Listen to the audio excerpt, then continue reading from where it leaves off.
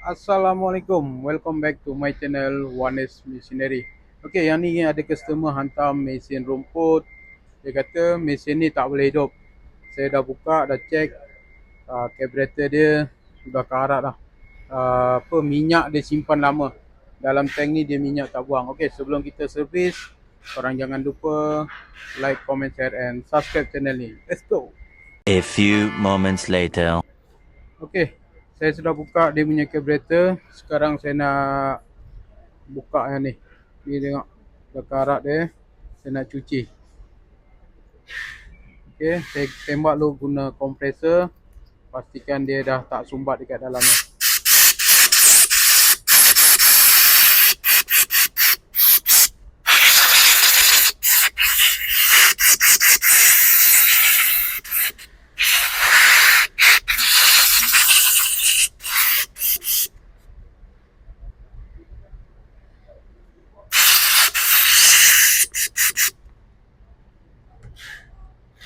Okey, sekarang kita dah tembak dia punya carburetor. Kita pasang balik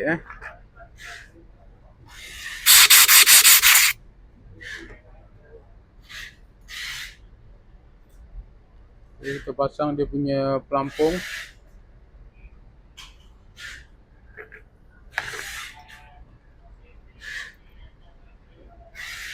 Tengok dalam dia sampai karat.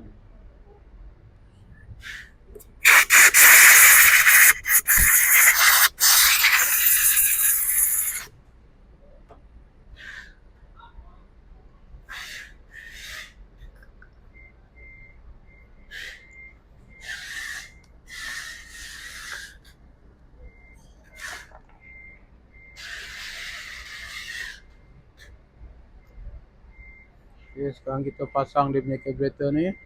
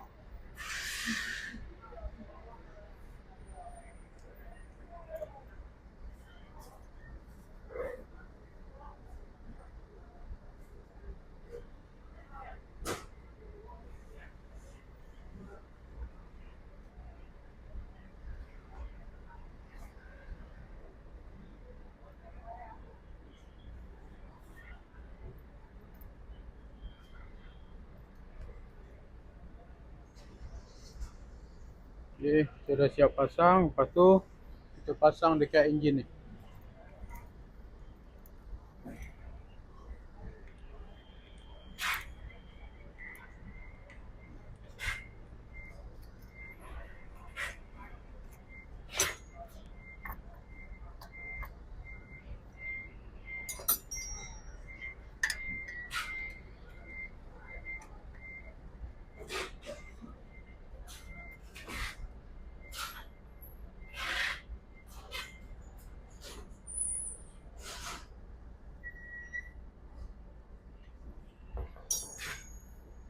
Okay, lepas tu kita pasang nut minyak ni